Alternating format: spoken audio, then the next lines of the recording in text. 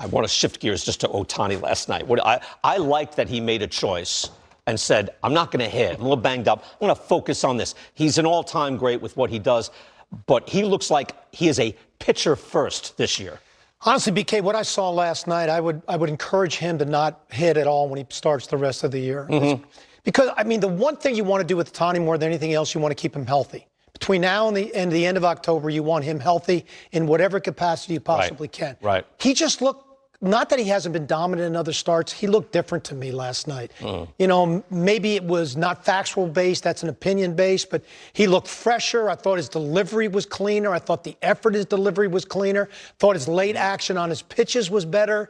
Everything about his craft last night, I thought, took another step. And if that's the step and you can hit Dalton rushing and get him some at-bats in the DH role, because the guy is raking, I think it keeps your roster more in check and it keeps him more healthy through the course of a long season. Right. He pulled the string, I saw on one pitch, was it 72? You go from high 90s to like 72, and he was hitting gears in between, too. Seeing him pull 7 pitches out the arsenal, you're talking about a 72-mile-an-hour curveball, an 80-mile-an-hour curveball, an elevated heater at 100 miles an hour. A split finger to Bichette was one of the nastiest pitches that I've seen all season.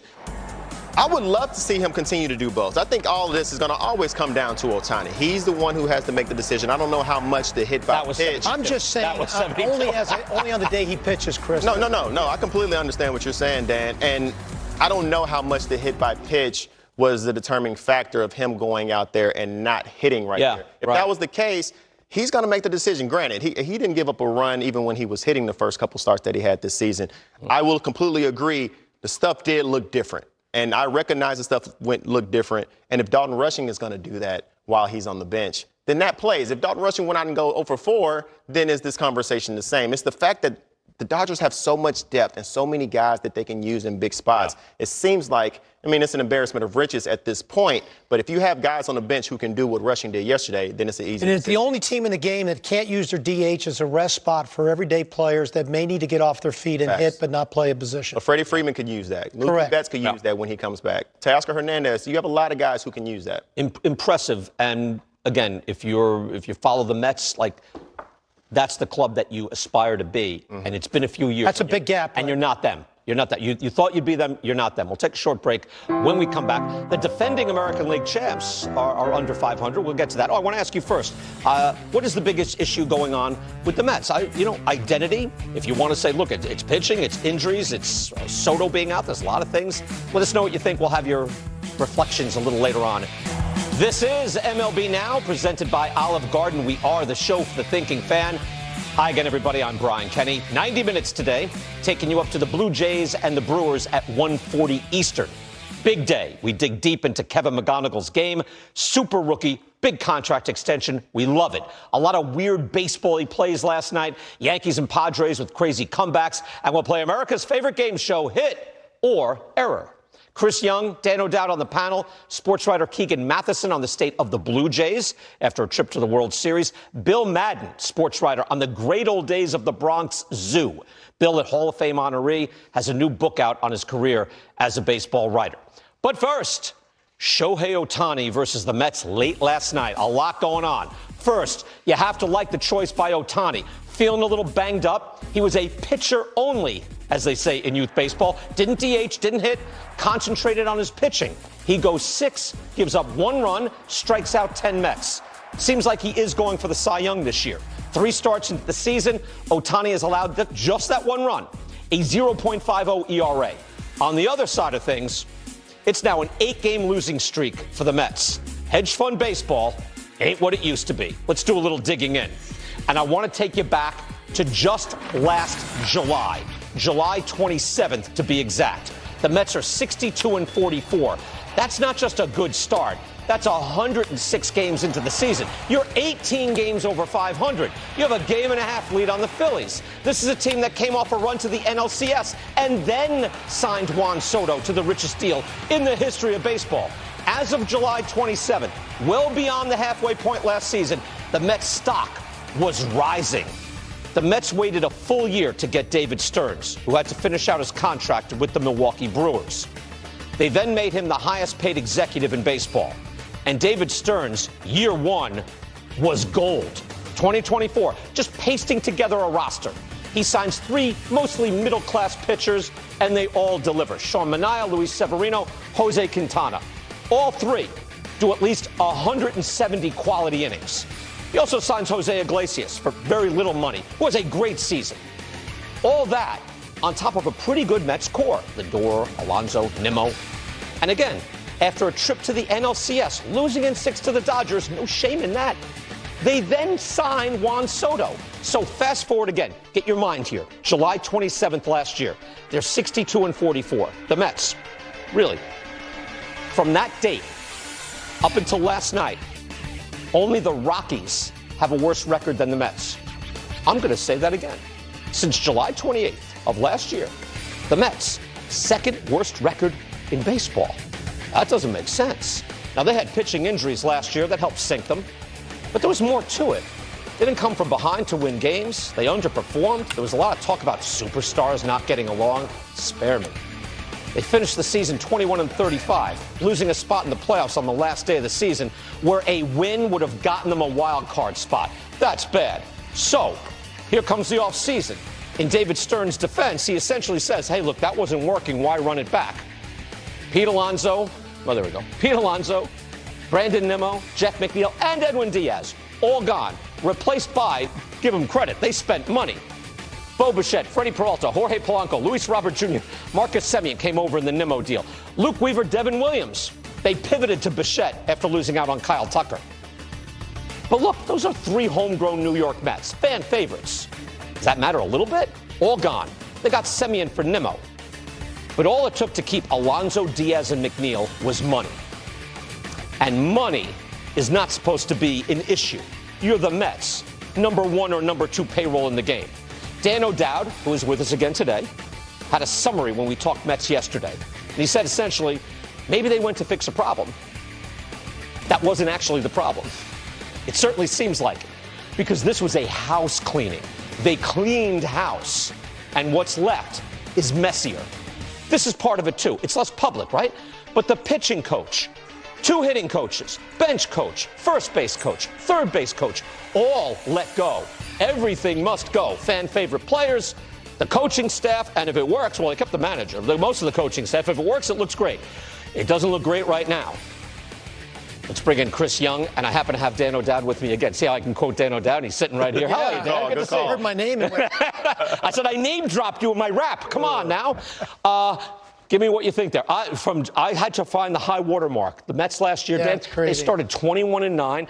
They're 62-44. Like everything looks great, and it looks like, hey, they got everything going. What has happened? Well, again, you're never as bad as the way you're playing right now. Keep in mind, in 2024, they were 10 games under 500 in May, came back and win the division. Lindor's always historically been a slow starter. He's coming off a hamate injury, and they don't have Soto right now. So I expect the Met team to play better. What I don't understand, BK and Chris, is that they took away the one thing in our game that you can't replace during the season, which is power. So by eliminating Alonso and eliminating Nimmo, they took away 2 significant run producers. So they structurally designed their club to have less power than they did a year ago. And that's a hard thing to fix as you get into the course of a season. Alonso and Nimmo last year played 162 and 155. It's a lot to replace. And again, Chris, my thought is like, all it takes is money. The money is like you got. Right? They're supposed to be their competitive advantage. That's what confused me.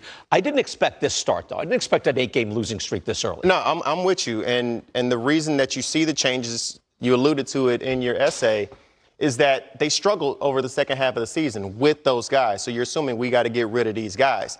But those guys, I don't think were the problem. When you're talking about, they were part of the core of this team. And yes, maybe you need to add some pieces. But even Jeff McNeil, the fact that he goes up there and then puts together consistent at-bats, only struck out 55 times, walking 49 times. Like, those are still pieces that you need in your lineup to keep consistent at-bats moving through the lineup. And then Pete Alonso has proven that he can play in this market. I know he hasn't been appreciated from the front office, but you're talking about a fan favorite over there in New York and part of the actual core of the team. So what ends up happening, you bring in Simeon, you bring in Luis Robert, you bring in Bo Bichette. Yes, these are all good players and can be great additions to the team, but now you actually lose the identity of your team, and the only person that you have left is Francisco Lindor. And the pressure falls on Francisco Lindor to be the only leader. When in years past, even if he was the leader, you had these other pieces around him that understood what it took to play in this market and play in New York. Can they turn it around? Absolutely. Absolutely, they're going to turn it around, but they're not going to turn around playing this brand of baseball. It's more than just the strikeouts and the weak at-bats and the fact that they only scored 3 runs against the Dodgers. It's the miscues, the mental miscues that you're seeing from Francisco Lindor is something that I've never seen before. Even if you're talking about a slow start with the bat, I completely respect that. But if you're the one leader on the team, if this was Derek Jeter and we're talking about the New York Yankees, I can't have 5 mental mistakes out there in addition to the slow start with the bat because that carries over to the rest of the team, and you already understand how the fan base plays in New York. It wears on you, and it seems like it's a dark cloud above them right now, and you have to fight your way out of it. But the only way to fight your way out of it is to make sure not to make any of the mental miscues and understand that at-bats are going to ebb and flow all season long. BK, do you feel like the hardest part for David, so if you look historically at his career up to the job with the Mets, he was in small market situations where ROIs are like really important. Every investment you make in a player, you have to get a positive return on the back end. Right. And so his view of the game is through that lens. And how could it not be? I mean, that's been his upbringing and training. But now all of a sudden you go to a place that really it's not so much about that as producing in the moment, not worrying about what may happen down the road. I would think that's been a real challenge for anybody in his position to be able to do that. No question. Look, Andrew Friedman went from the Rays to the Dodgers, and he went seemingly a little slower. Now, he kind of cleaned house, but he wasn't successful before that, and it took a few years to get everything going. Absolutely. This is taking a longer period, and there's a general impatience as well, right? It's still with this club. Remember, they were built up 2-3 years ago, #1 payroll in the history of the sport. By the All-Star break and trade deadline, they're trading it away. And then they go back and like Juan Soto, and everybody's celebrating the Soto deal. And there's a danger to devoting $50 million to one guy, even when you have that payroll. I want to follow up on something, though. Here's a Lindor play. Not the worst thing you've ever seen, Chris, but you weigh in on this. Teoscar Hernandez beats this out, a ground ball. Tell me about this play. Yeah, and I'm kind of going to battle back with you, BK. I think this is the worst. I think this is the worst that you're going to see. Teoscar Hernandez is not a flyer down the line. If I'm playing on this team and I'm sitting there in center field watching this play develop in front of me, yes, Teoscar Hernandez, you have to give him credit for hustling down the line, but you're not talking about an elite runner. You're talking about a Gold Glove winning shortstop right here who understands the speed of the game more than anybody who's on the field. You know what it is? I'm glad you're a little hard on it because very few people are. Desire. Like, where's your desire? That's a marquee game, and you're letting that guy beat you to first. I'm just saying, like, normally, is that a terrible play? But it's telling. Especially having that happen a few times before this season. Like, it's not like it's the first time. So if you understand the scrutiny that you're under as a player and you're understanding that the people are questioning how much you're locked in and the fact that you're not going as hard as you normally do, when you know that's going on, when you're in the moment, if you have to turn that around, you have to go extreme the other way. Right. So I would expect him to see him charge that ball right out the gate, make sure there's never a question as opposed to making the choice in the moment. Back, You're talking about one of the best shortstops in the game. So I'm not talking about a rookie right here who doesn't understand the speed of the game. We're talking about Francisco Lindor. And it's bigger than that. And it stands out to me. This is the first time with Juan Soto that I've realized the level of superstar that he is to a lineup. Seeing him with the Yankees, he was the Robin to Aaron Judge. And he was like, okay, well, can he be the man? Is he the #1 guy? When you see him missing out of the lineup and you see how much their bats have changed, it starts to sell me on the fact that Juan Soto is the A1 guy. Still, and to be fair, just to back up, if you just watch it today, look, Lindor has not known how many outs there were out on the field this year. Didn't cover second on what was a double play ball the other day. Got picked off first, just flat-footed, got thrown out at third. There's a lot of weird, smaller things happening. I just want to follow up one thing. You said something that I don't dismiss, even though I look at the game through an analytical lens, identity. I always remember Teddy Atlas, famous boxing trainer. I worked with Teddy for many years, used to say, as a fighter, you should know your identity. Absolutely. And it gets your energy in the right direction. When you know this is what we do, this is what we don't do, this is what we do, and it feels like just like last year, everything's there. What happened? Their energy wasn't going in the right direction. I completely agree. If they're in the clubhouse, and I'm assuming the energy in the clubhouse was somber yesterday, who is the one who's going to step up? Who's the guy in there? Every now and then, yes, we don't all need a rah-rah guy in the clubhouse, and that's not what changes clubhouses. But every now and then you have those moments. And I don't know if it's the manager or a player who steps up, but it shouldn't be. At some point, we have to start feeling sorry for ourselves. We're way too early in the season to be in this mode. This is how you get when you're knocked out of the playoffs. And it's like you're trying to reflect, like, man, that didn't go well. We're in the first couple weeks of the season. The energy should not be that, even if you're starting off the season 0-14. You have to find a way to pick it up. It's a long season.